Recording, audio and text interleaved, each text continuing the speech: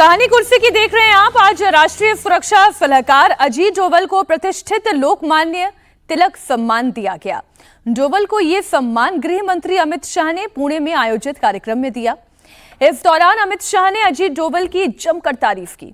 शाह ने कहा कि डोवल ने देश के लिए जो किया है वो हमेशा याद रखा जाएगा। डोवल की काबिलियत के चलते मोदी ने 2014 में प्रधानमंत्री का पद संभालने के बाद पहली नियुक्ति अजीत डोवल की ही की थी। साथ ही अमित शाह ने कहा कि डोवल के एनएसए के तौर पर कार्यकाल में देश की आंतरिक सुरक्षा को मजबूती मिली है। जब मोदी जी 2014 में प्रधानमंत्री बने, उन्होंने सबसे पहला अपॉइंटमेंट प्रधानमंत्री के नाते किया था तो प्रिंसिपल सेक्रेटरी का नहीं किया था, अजीत डोवल जी के एनएसए के रूप में चयन करने का काम। मैं गृह मंत्री के नाते कह सकता हूं, मल्टी एजेंसी सेंटर देश की आंतरिक सुरक्षा की रीढ़ की हड्डी आज बना है। मोदी जी के आने के बाद 19 के बाद हमने उसको पूरी तरह से पुनर्जीवित भी किया है और एक नया अवतार भी आज के समय के रूप में लाए हैं। परंतु मैक के स्थापक अध्यक्ष अगर कोई था तो अजीत डोभाल जी थे। उन्होंने ही मैक की नींव मजबूत नींव रखने का काम किया। एनएसए अजीत डोवल ने मंच से देश के युवाओं को संदेश दिया। डोवल ने कहा कि युवाओं को देश के लिए समर्पित होना चाहिए। देश का युवा इस समय को गवा नहीं सकता। साथ ही डोवल ने मोदी के नेतृत्व की भी तारीफ की। तम वेदनी किरण का संधान मांगता हूं। तम अंधेरे को कहते हैं, जो तम को वेद सके, जो अंधेरे से थ्रू मुझे क्या कहते हैं हम लोग उसको, जिसको नाइट विजन जैसे दे सके, तो तम वेदनी किरण का संचार मांगता हूं। जड़ता विनाश को फिर भूचाल मांगता हूं। ये जो जड़ भाव है जो कि आपको भ्रमित कर देते हैं, आपको उन दिशाओं में ले जाते हैं कि आप अपनी देश की, राष्ट्र की, मानवता की, समाज की जो सही दिशा है उसको छोड़कर आप निजी इंटरेस्ट की दिशा में चले जाते हैं, आप सेक्टेरियन इंटरेस्ट की दिशा में चले जाते हैं, चीप पॉपुलैरिटी में चले जाते हैं। विष का सदा लहू में संचार मांगता हूं, प्यारे स्वदेश के हित अंगार मांगता हूं। विष का सदा लहू में संचार मांगता हूं, तूफान मांगता हूं, विस्फोट मांगता हूं, चढ़ती जवानियों का श्रृंगार मांगता हूं। आज का जो यौवन है, आज का जो यूथ है, वो अपने आप को समर्पित करे, पूर्ण रूप से ये सोचे कि मैं राष्ट्र हित में ही करूंगा। अगर मेरे छोटे मोटे इंटरेस्ट हो भी, चाहे कुछ हो, उनको मैं नजरअंदाज करूंगा, वो बात की बात है। अभी तो देश को बनाना है। ये वो समय है जो हम गंवा नहीं सकते। ये एक विंडो ऑफ अपॉर्चुनिटी इस देश के इतिहास में आई है और मुझे आशा है कि हम लोग इसमें कामयाब सिद्ध होंगे और अपना एक नया इतिहास बनाएंगे। बनाने के लिए अगर एकजुट होकर चलें तो उतनी दूर भी नहीं है। आज हम बहुत भाग्यशाली हैं। हमारे देश में एक ऐसा नेतृत्व है, हमारे देश के अंदर एक ऐसा वातावरण है कि जहां पर हम अपने आप को शक्तिशाली बना सकते हैं। माननीय मोदी जी, माननीय अमित शाह जी, सभी लोग इतने एकजुट होकर काम करें। मुझे तो गृह मंत्री जी के साथ काफी क्लोजली काम करने का सौभाग्य मिला है। मैंने उनकी देश हित के प्रति जो कमिटमेंट देखी है, उनका जो विश्वास देखा है और उनकी जो दृढ़ता देखी है और क्लियर विजन, और कभी किसी असमंजस उनको नहीं होता, वो बड़ी श्रद्धा के पात्र है। मैं कहता हूं उन्होंने, हमारा तो एक लिमिटेड काम होता है, लेकिन जो उन्होंने देश के लिए किया है, जो प्रधानमंत्री जी ने देश के लिए किया है, ये शायद इस देश को बहुत आगे बढ़ाएगा। ये जिस विश्वास की बात कर रहे थे, जिस समय की बात कर रहे थे, जिस आक्रोश की बात कर रहे थे, जिस मेहनत की बात कर रहे थे, जो आगे सीखने की ललक की बात कर रहे थे, वो सीधी सीधी वो बात है जो जेनसी को संबोधित करने वाली बात है। हर्षवर्धन जी, यहाँ से चर्चा को आगे बढ़ाते हुए, डोवल वाकई में जो देश की सुरक्षा के लिए कर रहे हैं वो एक अलग हिस्सा है, और वो हिस्सा जो इस वक्त युवाओं से संवाद का हिस्सा है वो अजीत डोवल ने किया। देखिए, इसमें तो कहीं कोई संदेह ही नहीं है। जो इस सरकार का बड़ा से बड़ा आलोचक होगा वो भी ये मानता है कि अजीत डोभाल जैसा जो स्पाई मास्टर है, इस अजीत डोभाल जैसा जिसको कहते हैं ना कि कमाल का कमांडर है, वो जो एनएसए के तौर पर उनकी भूमिका है, चूँकि एक जिसको कहें कि विजय ज़्यादा बताएंगे, लेकिन एक लाइन में पहले जो एनएसए के तौर पर ब्रजेश मिश्रा की भूमिका थी वो थोड़ा पॉलिटिकल दिखते थे। उनके जो एक्शंस होते थे, उनके जो मैन्यूवरिंग होती थी, ये प्योर स्पाई मास्टर है। ये आदमी सिर्फ ऑपरेशंस, ये आदमी सिर्फ सिक्योरिटी, उससे इतर इसको कोई मतलब नहीं। और इसीलिए आप ये भी समझिए ये पॉलिटिकली अलाइंड नहीं है। मतलब इसको आप ये एक बेसिक डिफरेंस समझिए, अजीत डोभाल कोई पॉलिटिकली अलाइंड व्यक्ति नहीं है, वो देश के लिए अलाइंड व्यक्ति है। सरकार कोई भी हो इसी तरह से काम करते हैं। लेकिन चूंकि इस सरकार में नरेंद्र मोदी हैं, अभी गृहमंत्री अमित शाह ने बताया कि पहला अपॉइंटमेंट इनका किया। होम मिनिस्टर जब अमित शाह जैसा आदमी है तो फिर वो बात और जिसको कहते हैं ना कि एक जो शानदार ट्रायंगल बनता है। और जरा जो लोग बहुत ये खास करके पावर कॉरिडोर में खूब चलता है कि गृह मंत्री अमित शाह और एनएसए अजीत डोभाल के बीच में खूब रस्साकशी चलती है, ये खूब चलता है। लेकिन दोनों एक दूसरे के लिए जिस तरह का भाव रखते हैं उसको जरा समझना चाहिए। और इसीलिए जब ऐसे बड़े मसले होते हैं तो छोड़ देना चाहिए, ये एक पहलू। दूसरा जो यूथ वाला है, अजीत डोभाल के मैंने मेरे ख्याल से कुछ आधा दर्जन स्पीचेज सुनी है, क्योंकि बहुत कम स्पीचेज होती हैं, लेकिन जो स्पीचेज होती हैं वो कमाल होती हैं। एक तो जो जब यूथ से बात कर रहे होते हैं तो वो ये बता रहे होते हैं कि देश के लिए आपकी भूमिका क्या है। और एक शब्द उन्होंने कहा कि अगर छोटा मोटा कुछ आपका हित आए तो देश हित के लिए उसको दरकिनार कर दो। इसका मतलब ये कतई वो नहीं कह रहे हैं कि आप कोई गलत चल रहा है उसके साथ खड़े हो जाइए, लेकिन जब लार्जर इश्यूज होते हैं, देश का इशू होता है, तो उसमें आप छोटे मोटे मुद्दों को दरकिनार कर सकते हैं। वो दरकिनार नहीं कर रहे, वो कह रहे हैं अपने इंटरेस्ट को दरकिनार, अपने इंटरेस्ट का ही, वही मैं कह रहा हूं। और वो जब ये कह रहे होते हैं तो कई बार सिक्योरिटी को लेकर जो हमारी समझ होती है, विशेष करके हमारी यूथ की, क्योंकि चाहे वो इंटरनल सिक्योरिटी हो या फिर हम बाहर से आने वाले खतरों की बात करते हैं, अजीत डोभाल उसको बहुत सलीके से चिन्हित करते हैं। और या उन्होंने एक बात छोटी सी कही कि मेरा तो छोटा सा हिस्सा है, गृहमंत्री जी का तो बड़ा हिस्सा है। लेकिन सच यही है कि एनएसए के तौर पर अजीत डोभाल ने जो काम किया और एनएसए बनने के लिए जो उनका पाकिस्तान में एजेंट रहते हुए जो भारत के अलग अलग जितने ऐतिहासिक पड़ाव हैं उसमें जो उनकी मध्यस्थ की भूमिका, नेगोशिएटर की भूमिका रही है, वो कमाल की रही है। तो ऐसे व्यक्ति का सम्मानित होना डिजर्व करता है। विजय जी, आपकी क्या राय है इसमें? एक तो मुझे डोभाल साहब के लिए रेस्पेक्ट में कहें या कुछ ज़्यादा लगता हो, लेकिन मेरे को 50 साल पुरानी एक फिल्म की जो शुरुआती लाइन थी ना कि उस देश की सरहद को कोई छू नहीं सकता जिस देश की सरहद के निगहबान हो आंखें। अजीत डोभाल उन लोगों में से माला सिन्हा की फिल्म थी, माला सिन्हा धर्मेंद्र की। अजीत डोभाल उन लोगों में से हैं और अजीत डोभाल ने अपने आप को बहुत ठीक तरीके से बताया, डिफाइन किया कि वो लिमिटेड रोल प्ले करते हैं। अभी ब्रजेश मिश्रा जी का भी चर्चा हुई, मैंने दोनों ही लोगों के साथ थोड़ा सा मुलाकात रही है। हालांकि दोनों लोग इतने व्यस्त होते हैं कि उनके साथ मुलाकात होना ही बहुत मुश्किल काम है, लेकिन अजीत डोभाल साहब को थोड़ा सा पहले से भी मैं जानता था और ब्रजेश मिश्रा जी के साथ रहा। तो ब्रजेश मिश्रा जी पॉलिटिकल माइंड भी थे, वो प्रधानमंत्री जी के पॉलिटिकल एडवाइजर के तौर पर भी काम करते थे।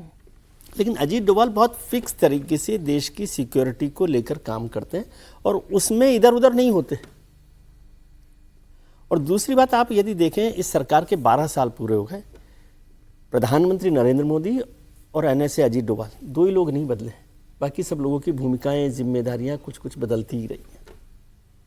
कोई मंत्री बन गया, कोई होम मिनिस्टर बन गया, कोई रक्षा मंत्री बन गया, कोई वित्त मंत्री बन, सब लोग बदलते रहे, दो लोग पहले दिन से कांस्टेंट है। गडकरी जी भी है, उनका भी विभाग नहीं बदला। अच्छा, गडकरी जी को कुछ कुछ परिवहन मंत्रालय कुछ ऐड होता रहा, कुछ ऐड होता रहा, कुछ करते रहे, उनको पार्लियामेंट्री बोर्ड से हटा दिया गया, बहुत सारी बातें होती है। लेकिन मैं कह रहा हूँ ये दोनों लोग ऐसे जिनको नहीं बदला गया, ये सरकार का, प्रधानमंत्री का उन पर विश्वास है। बहुत सारी चीजें हुई, लेकिन दो महत्वपूर्ण काम जो हुए एनएसए के तौर पर, वो है सर्जिकल स्ट्राइक, जिसे आप कह रहे हैं दोनों बार जब पाकिस्तान में घुसकर पुलवामा की बात तो दोनों बार, हाँ, पठानकोट, तो वो दोनों मसलों पर वो रहे। और एक बहुत बेहतर बात है कि एनएसए और होम मिनिस्टर हमेशा कन्फ्लिक्ट रहता है, इंटरेस्ट ऑफ कन्फ्लिक्ट है। इसलिए कई बार ये बात वाजपेयी सरकार में भी हुआ ऐसा कि ब्रजेश मिश्रा जी और अडवाणी जी के बीच में कन्फ्लिक्ट चलता रहा। हालांकि वो पॉलिटिकल एडवाइजर के तौर पे ज़्यादा हुआ, लेकिन यहाँ दोनों ही लोग का मिशन एक है। मैं समझता हूँ कि अमित शाह जी भी एक लिमिटेड तरीके से काम करते हैं, भले ही वो लिमिटेड मतलब बहुत फोकस तरीके से काम करते हैं। जब वो सिक्योरिटी पर काम कर रहे हो तो वो सिक्योरिटी पर काम करते हैं, संगठन पर काम कर रहे हो तो संगठन पर काम करते हैं। और ये दोनों की जोड़ी भी जो है ना अपने आप में एक इम्पॉर्टेंट जोड़ी है। और ये तो अच्छा है, मतलब जो अभी दो मंच अमित शाह जी और एनएसए प्रधानमंत्री के साथ तो होगा ही, क्योंकि प्रधानमंत्री उनको अपॉइंट कर रहे हैं, प्रधानमंत्री ने उन पर विश्वास जताया है। और 80 साल की उम्र है, 81 साल की उम्र है। हार्ड टास्क मास्टर हैं और एनएसए भी जो हैं वो एकदम फोकस्ड है। 100%। आप डोवाल साहब से मिलेंगे तो समझ में आएगा कि कैसे फोकस हुआ जाता है। यदि बच्चों को इन भाषण से की बजाय डोवाल साहब के फोकस बिहेवियर को देखें ना तो समझ में आएगा कि कैसे काम होता है। मैंने तो आप सोचिए 80-81 साल की उम्र में देश का एनएसए रहना कोई, और हिंदुस्तान जैसे देश का एनएसए होना कोई आसान काम नहीं है। बिल्कुल ठीक। ये कोई पोस्ट नहीं है मतलब। लेकिन तो टीम भी बड़ी हो गई, डेप्यूटी भी काफी बन गए, तो टीम भी बड़ी हो गई, तो काम बहुत बढ़ चुका है। ऐसा नहीं कि अजीत जी के पास पूरा अकेला काम है, टीम को बहुत एक डायरेक्शन के तौर पर बांट दिया गया है पूरा काम। लेकिन संभालता तो एक व्यक्ति ही है, निश्चित रूप से लगातार। मैं अजीत जी के साथ मेरा संपर्क जो है वो 2008 में शुरू हुआ। मेरे ख्याल से पुराना संपर्क रहा है प्रोफेसर साहब का, जब वो एनएसए बनने से पहले से। एनएसए बनने से बहुत पहले से था, और वो उसकी देन जो है वो आपके ससुर जी ही थे, दीनानाथ मिश्र जी, जो इंडिया फर्स्ट फाउंडेशन चलाते थे और एक पत्रिका शुरू की थी इटर्नल इंडिया। तो दीनानाथ जी का हम पर बहुत स्नेह था, और डोवल जी और मैं दोनों एडिटर थे, एडिटोरियल बोर्ड में थे, 3 एडिटर थे, उसमें मैं एक था। तो अक्सर मीटिंग में वहाँ पर आया करता था, अक्सर मिला करता था। दीनानाथ जी ने एक दिन हमसे उनके परिचय में कहा था, उनके चले जाने के बाद, इस आदमी से तेज मैंने अपने जीवन में शार्प व्यक्ति नहीं देखा है। और 2010 की एक घटना याद आती है कि मेरे एक प्रोग्राम कर रहा था अपने कॉलेज में, तब मैं पढ़ाता था, और एक इंटरनेशनल रिलेशन पर imagining India as a global power, ये टाइटल था उस पेपर का, उस सेमिनार का। इंटरनेशनल सेमिनार था, अमेरिका वगैरह से भी लोग आए थे। तो मैंने अजीत जी को की नोट एड्रेस के लिए कहा कि आप की नोट एड्रेस दे दीजिए। बीच में बातचीत नहीं हुई, लेकिन जिस दिन जाना था, आना था, उसके एक रात पहले उन्होंने हमें फोन किया, कहा कि संगीत ये बताओ कि हमको बोलना क्या है। अब आप देखिए, संगीत हम बोलेंगे क्या? मैंने कहा सर आपको बोलने के लिए मैं बताऊं, ये तो ऐसे ही नहीं जैसे सूरज को दीपक दिखाने के लिए, आप जो बोलेंगे सब स्वीकार है, और खुल करके बोलिएगा। बाद में उस सेमिनार पर एक हमारी अमेरिका से पुस्तक भी छपी, और मैंने उस एक्नॉलेजमेंट में डोवल जी को लिखा। सबसे महत्वपूर्ण बात है कि जब डोवल जी ने भाषण दिया तो हमारे प्रिंसिपल सुनील सोंधी होते थे, कहते उन्होंने कहा कि यार आदमी ये तो इस रोंगटे खड़ा कर देता है, और यदि लड़ाई नहीं भी करने की जिसकी इच्छा हो वो भी बंदूक निकाल लेगा देश के लिए। ये अजीत डोभाल का सारांश है। तो जब वो फिर विवेकानंद के एज ए डायरेक्टर गए, और दीनानाथ जी ने उनकी बहुत मदद की थी। जब वो रिटायर कर गए थे तो उनको स्टेनो की ज़रूरत थी, तो दीनानाथ जी ने अपने फाउंडेशन के खर्चे से स्टेनो वगैरह भेजा। बहुत सारी कहानियां। अडवाणी जी के भी बहुत लोगों में से रहे। अडवाणी नहीं, मैं तो अक्सर उस टीम में हिस्सा था जिसमें अडवाणी जी के यहाँ मीटिंग होती थी, तो उसमें मैं भी होता था, डोवल जी भी होते थे, और बड़े बड़े पत्रकार होते थे। और 2009 के चुनाव का जो मैंने क्या स्ट्रेटजी होगी, उन सब के हिस्सेदारी भी। मतलब अभी सरकार के पास एक ऐसा व्यक्ति है, एक फोकस्ड व्यक्ति, और उस आदमी के लिए कह सकते हैं ना, जैसे कहते हैं ना कि प्रधानमंत्री, कहते हैं कि प्रधानमंत्री के लिए कहा जाता है जो क्लोज में काम किया है, उनके बहुत क्लोज, उनका कहना है कि वो आदमी देश के अलावा बाकी चीजों पर सोचता ही नहीं है, देश ही उसकी चिंता का हर समय मुद्दा होता है। अजित डोभाल के रग रग में जैसे वो रामधारी सिंह दिनकर का ओज जो है, वही इस उम्र में भी, अभी भी आप उनसे बात करेंगे तो वही ओजस्वी भाषण, वही ओज फूटता है। इससे बेहतर मुझे कहा, मैं जानता हूं इस बात का कि जब नियुक्ति हुई थी तो संभवतः प्रधानमंत्री ने उसी दिन उनको कहा था 2.5 फ्रंट वार की तैयारी करो। ये मुझे किसी ने बताया था कि 2.5 फ्रंट वार की तैयारी करो, यानी कि 2014 में 2.5 फ्रंट पे वार की तैयारी करने का निर्देश एनएसए को प्रधानमंत्री ने दे दिया था। आज अजीत डोभाल जी पे अच्छी लंबी यहाँ पर चर्चा हुई और बहुत सारी ऐसी बातें हैं, किस्से, कहानियां जो हैं। कहानी कुर्सी की शो ही इसलिए है कि आपको वो बातें पता चले जो बाहर आपको कहीं सुनने को नहीं मिलेगी, वो कहानियां आपको इस शो में सुनने को मिलेगी। एक खबर आपको कुलगाम से दे देती हूँ। 5 अगस्त आने वाला है। ये तारीख इतिहास के पन्नों में दर्ज हो गया जब 2019 में जम्मू कश्मीर को आर्टिकल 370 की जंजीरों से आजाद किया गया। ये तारीख रह रहकर आतंकियों के सीने पर चुभती है, इसलिए आतंकी हर बार अपनी जो झल्लाहट है कोई ना कोई वारदात करके निकालने की कोशिश करते हैं। और कुलगाम में केलम गांव में 2 प्रवासी मजदूरों की बेरहमी से हत्या इसी कड़ी का एक हिस्सा है। आतंकवादियों ने पहले दोनों का आधार कार्ड लिया, 2-4 मिनट तक दोनों ने बात की और फिर गोलियों से भूनकर उनकी हत्या कर दी गई। आतंकी संगठन टीआरएफ ने इस टारगेट किलिंग की जिम्मेदारी ली है। सुरक्षा बलों ने इस पूरे इलाके में सर्च ऑपरेशन चलाया है। आतंकियों की इसी इलाके में छिपे होने की खबर भी है। फिलहाल दोनों को ट्रेस करने के लिए छापेमारी चल रही है। इस आतंकी वारदात पर सीएम उमर अब्दुल्ला ने बयान दिया है, वो बयान आप सुने। बड़ी अफसोसनाक बात है कि बाहर से जो लोग कश्मीर में काम करने आए थे, थोड़ी इज्जत की रोजी रोटी कमाने आए थे, उन बेगुनाह लोगों को इस तरह निशाना बनाया गया। इस हमले की जितनी निंदा की जाए कम है। पैसा देके ना इस हमले को कम किया जा सकता है, ना इनके घर वालों को जो तकलीफ का सामना करना पड़ा है उसमें कोई कमी आएगी। लेकिन ये हमारे तरफ से एक छोटी सी कोशिश है कि इस मुश्किल दौर में हम थोड़ी सी उनकी मदद करें। ये भी हम जैसे इंसान हैं। हमारे जो लोग यहाँ मजदूरी करते हैं, काम करते हैं, अपने बच्चों को पालते हैं, इतनी दूर ये क्यों आते हैं? क्योंकि शायद वहाँ इनका रोज़गार नहीं, यहाँ कश्मीर में इनको रोज़गार मिलता है। तो ऐसे में इनको इस तरह से गोलियाँ मार के इनको मेरे पास अल्फाज नहीं इस इंसिडेंट को कंडेम करने के लिए।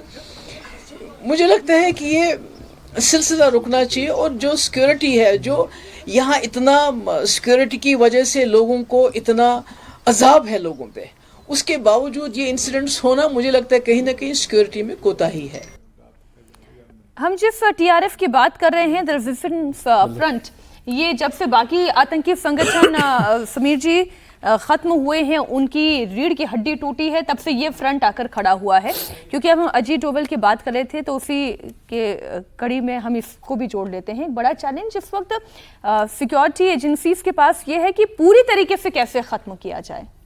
निश्चित रूप से मुझे लगता है कि 5 अगस्त 2019 को जब आर्टिकल 370 खत्म हुआ था और उस समय जब ये कहा जा रहा था कि भाई आर्टिकल 370 हटा देंगे तो खून की नदियां बहेगी, इतनी गोलियां चलेंगी, एक गोली नहीं चली। और जिस तरीके से प्रधानमंत्री मोदी, अजीत डोभाल, एनएसए, गृह मंत्री अमित शाह ने वहाँ जम्मू कश्मीर को जिस तरीके संभाला, उसके बाद जिस तरह से मुख्य धारा में लाने की कोशिश केंद्र सरकार ने की कि वहाँ पूरे पत्थरबाज जो थे वो पूरे खत्म किए गए, जो उनको पाकिस्तान से टेरर फंडिंग आती थी उसका बेनकाब किया गया, जो पाकिस्तान समर्थित लोग भारत सरकार के लिए परेशानियां खड़े करने का काम करते थे उन्हें जिस तरीके से खत्म किया गया।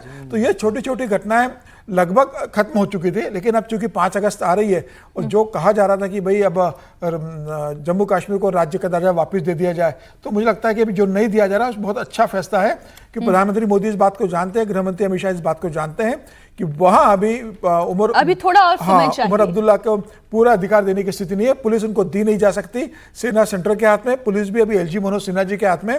तो मुझे लग रहा है कि केंद्र सरकार को लग रहा होगा कि अभी स्थितियां ऐसी नहीं है कि सब कुछ उमर अब्दुल्ला के हाथ में दिया जाए। और जिस तरीके से फारूक अब्दुल्ला का बयान आया, जिस तरीके से महबूबा का बयान आते रहे, तो जब तक वहाँ सेना रहेगी, जब तक वहाँ एलजी का शासन रहेगा, गृह मंत्रालय उनके हाथ में रहेगा, तब तक वहाँ स्थिति नॉर्मल रहेगी। फिलहाल मुझे लगता है कि केंद्र सरकार का ये फैसला बेहतर है। और 1-2 मजदूरों की जो हत्या हुई है बहुत मतलब घृणित है।